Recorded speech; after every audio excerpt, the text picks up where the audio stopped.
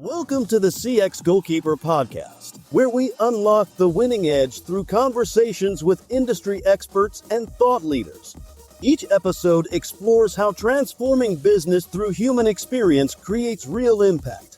Join us for actionable insights and fresh perspectives that inspire success. Follow, rate, and review the podcast on your favorite platform. The next episode could spark your next big idea.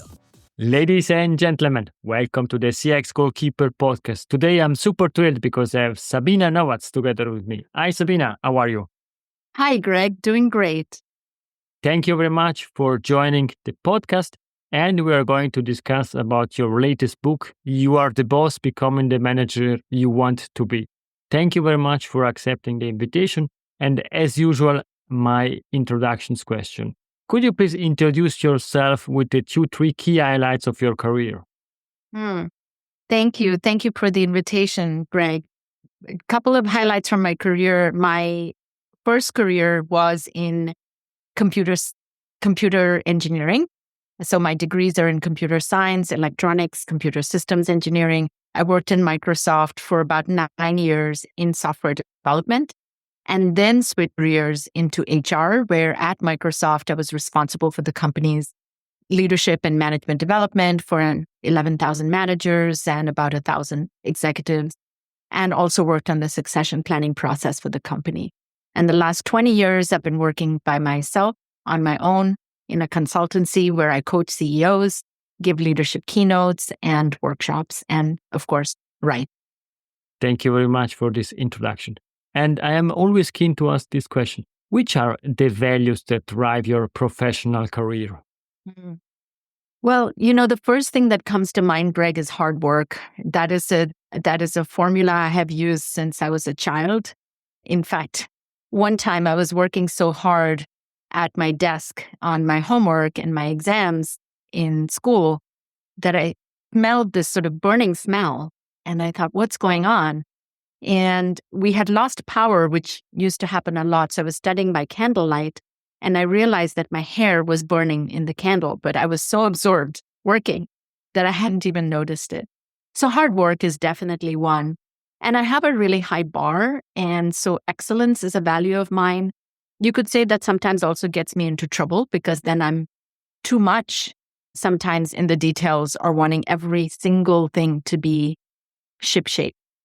Thank you very much for sharing your values. And I think they are well linked also to your book because you put a lot of energy in your book, creating this outstanding book, You Are the Boss, Becoming the Manager You Want to Be.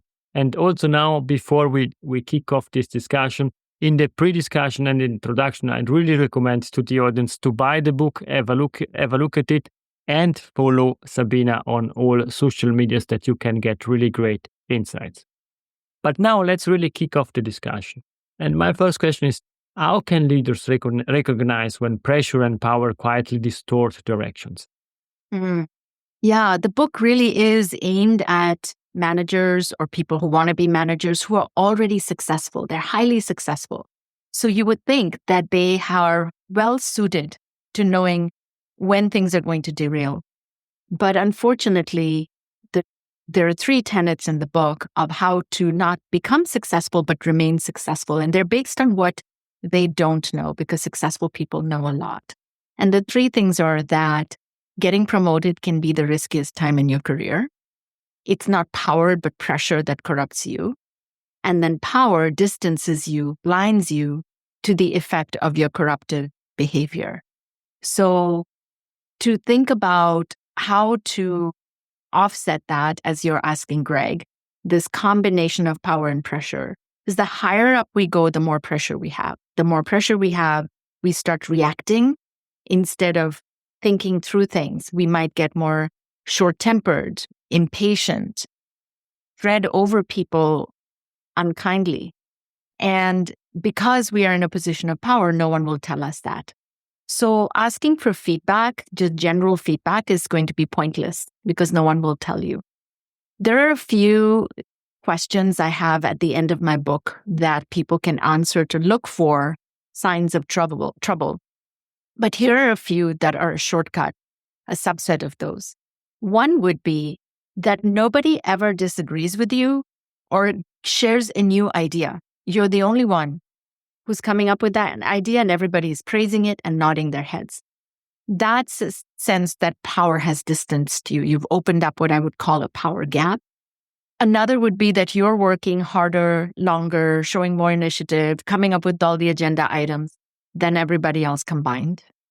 That's a sign that you've fallen into what I would call a pressure pitfall, where you've taken it all on yourself and consider yourself the sole provider of all answers and all initiatives.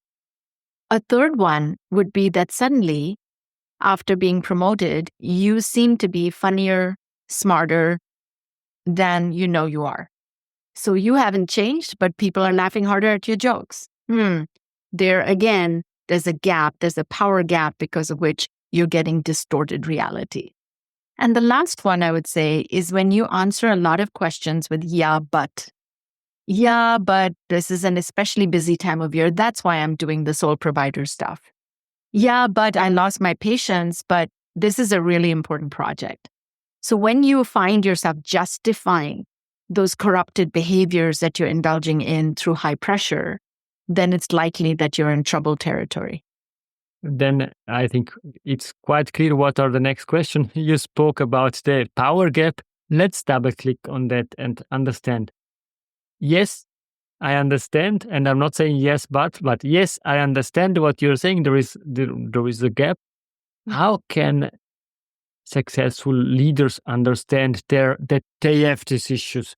How they can really feel, because they're, as you said, they are really focused on doing this and doing that. People are laughing. People want to talk with you, and then how can you feel that you have this issue? Mm-hmm. I think the answering the questions that I just talked about will give you a clue that you are in that power gap.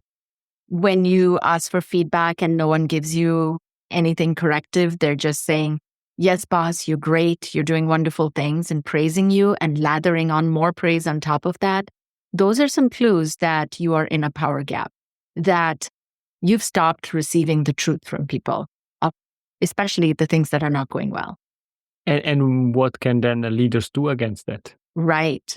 That is the big question, isn't it? Right. And there are a number of things, but the first one I would say is talk less. What I mean by that is when you talk in a position of power, in a position of authority, everybody else quiets down. No new ideas will come up because no one will want to disagree with yours.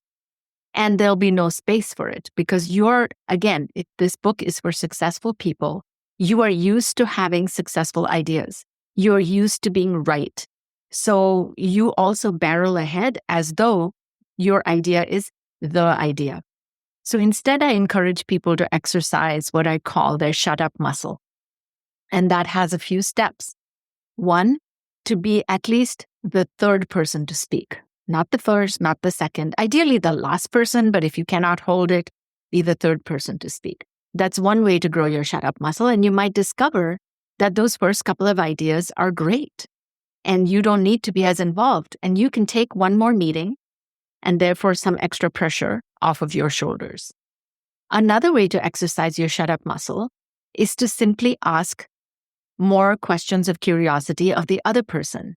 So you could say more, just 2 magic words, and let that person speak to what that means, how they've thought through this, what approach did they use, instead of you jumping in and dictating an approach for them to use.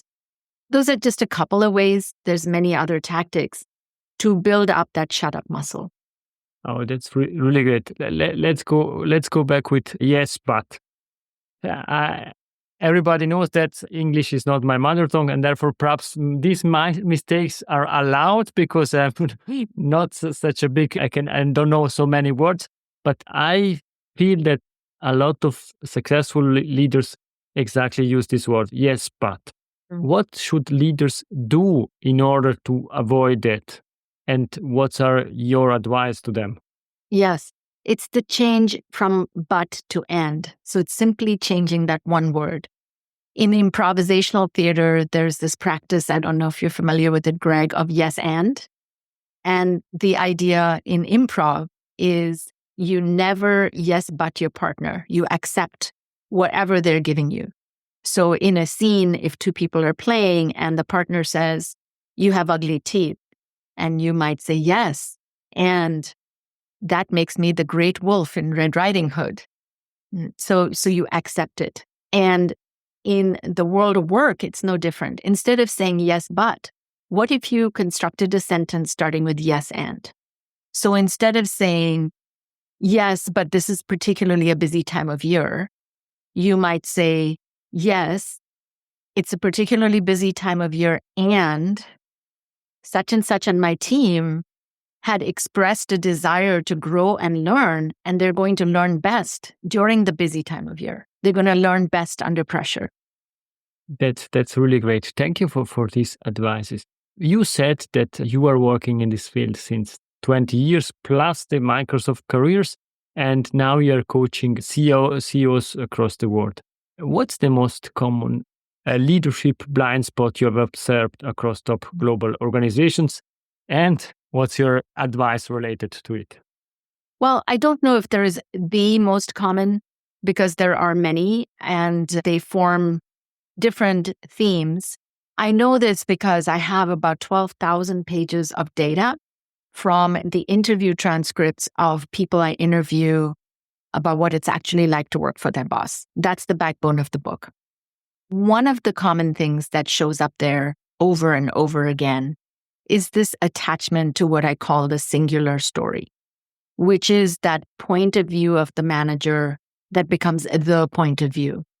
And this, you can imagine, is by definition a blind spot, because I'm only seeing what's in front of me, not even potentially peripheral vision, let alone my blind spot.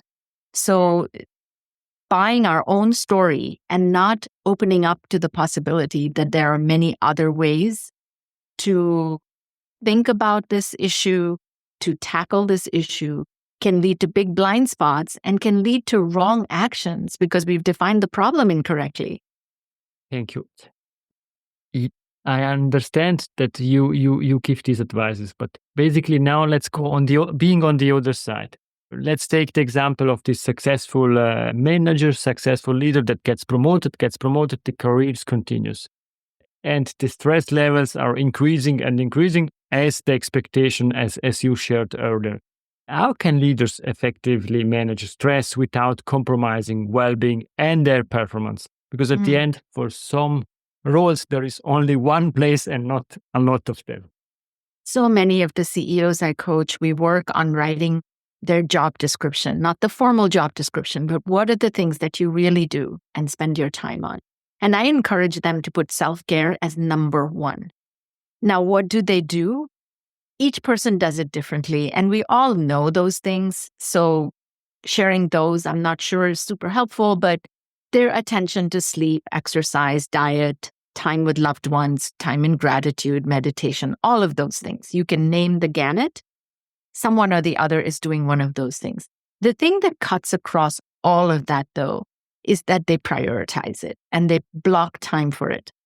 Most of them block that time first thing in the morning before everything else distracts them and the pressures of the day mount on them. And the best way to be successful is through micro habits. These are teeny, tiny habits, so small, so ridiculously small, that it would take more time to not do it and write down the yeah, but justification for it than it would to be to do it. So when I'm talking about sleep, meditation, exercise, all of that, it is it's as simple as you can make it. In my example, I can tell you that I have a daily meditation practice, and I used to struggle getting to meditation for a long time because I thought, well, I've got to sit for at least 10 minutes, and it felt like forever to me. Now, I have a daily meditation practice, which started with micro habits. And the micro habit was simply one mindful breath, one inhale and one exhale. Now, anybody can do that, and you can claim victory. And when you claim victory with that, it creates a little bit of a dopamine hit. And then it encourages you, it excites you to try again the next day and the next day. So even to this day, some days my meditation session lasts for just one breath. And because I've strengthened that habit, I can some days do a 45-minute meditation as well. Thank you very much. And it's really something that you are doing regularly. Absolutely. And how often are you rediscovering your why? How often? In some ways, rarely, and in some ways, every single day, multiple times every single day. So there are times in the day where I will just pause and think, is this aligned to my why, to what I want to do or to what excites me? Or if I'm feeling particularly lacking in energy, thinking about, why am I lacking in energy? Is it because my self-care is deficient? Is it because I'm doing something that's very divergent from my why and I really shouldn't have done it? Is it something that's divergent from my why, but I need to do it still? So I check in with myself from time to time quite regularly. Thank you. And can you share also your why? Yeah, it's a little bit complicated because it's been a journey to keep discovering what it is. For me, it's really about lighting up as many people on the planet as possible so they can do their best work and bring their best selves to their lives and to their work. And I start with CEOs because they impact so many people, because the pressures are super high for them. And if the pressures corrupt them, then it demotivates and screws up the productivity of thousands of people. That's very good. And I think that's also why you wrote this book. Absolutely. Absolutely. One thing that also I would like to discuss with you, what's one leadership habit managers should break immediately to improve their impact? Mm-hmm. I would go back to communication because there's so many aspects of communication that can be a game changer one way or the other. And so the habit would be something around not listening and breaking that habit. So going back to that shut up muscle. Now, the not listening could come in many different forms. It could be that someone multitasks all the time, especially on video. It could be they interrupt a lot. It could be they just take up so much airspace that nobody has an opportunity to say anything. So depending on what flavor of not listening you're doing, you might need to deploy different aspects of your shut up muscle. I've already shared a couple of ideas there, but another idea would be to give yourself the task that by the midpoint of the meeting, you are going to have to paraphrase at least once. Now, this gives you a homework, if you will, that, I better listen because I need to paraphrase at the 30-minute mark in an hour-long meeting. Thank you very much. Sabina shared with us, you are the boss, become the manager you want to be. The last question related to your book that I have is, where can we find your book? Anywhere that books are sold. You can also go to my website, sabinanawaz.com, which, by the way, has links to the book, but it also has a number of resources that you can then download. Thank you very much. And now we are coming to an end of this discussion. I named that a game. And in the extra time, I still have 2 questions for you. Coming back to my podcast, for example, in 10 years from now, what are we going to discuss at that point in time? If I'm coming back, or the topics you're going to be discussing in your podcast? You are coming back. I'm coming back. Yes. Wow. Okay. I think I would want to discuss how the workforce has changed and how we need to lead through times where not everybody we're managing is human. Thank you. That's I'm really looking forward to this discussion, but also that you can share with us and with the complete audience that your book was a best-selling and you wrote additional books that help leaders continue to grow and help them growing in their careers. Well, that's wonderful, Greg. I like that. But then please come back to my podcast. Don't forget it. Absolutely. And now we are coming to the last question. Is Sabina's golden nugget? It's something that we discussed or something new to leave to the audience with? Mm-hmm. Well, when we're under pressure, we do things we're not proud of. I'm sure you've done some of those things. I certainly have. And the nugget I want to leave you with is that every action has a reaction. When you're a manager, you're not doing that in isolation. So you get a little snippy, it ruins somebody's week. And when it ruins their week, they then go ruin other people's weeks. So every action has a reaction. Do you know what your reactions are to your actions? How can you do less so that you can sense more and understand that? Thank you. Then my reaction to this interview is really earthful. Thank you very much for your time. It was really great to have you on the CX Goalkeeper podcast. And thank you for the opportunity to discuss your latest book, You Are the Boss. I am quite sure it will be successful. Sabina, thank you very much for your time. Please stay with me. To the audience, for today, it's everything. I hope that you enjoyed this discussion. I really recommend to have a look at this book. You can find it, as Sabina said, everywhere. And in 10 years' time, she will be back and we will discuss about several books she wrote about this relevant topic. Therefore, stay tuned. Thank you very much and bye-bye. If you enjoyed this episode, please share the word of mouth. Subscribe it, share it. Until the next episode, please don't forget, we are not in a B2B or B2C business. We are in a human-to-human environment. Thank you.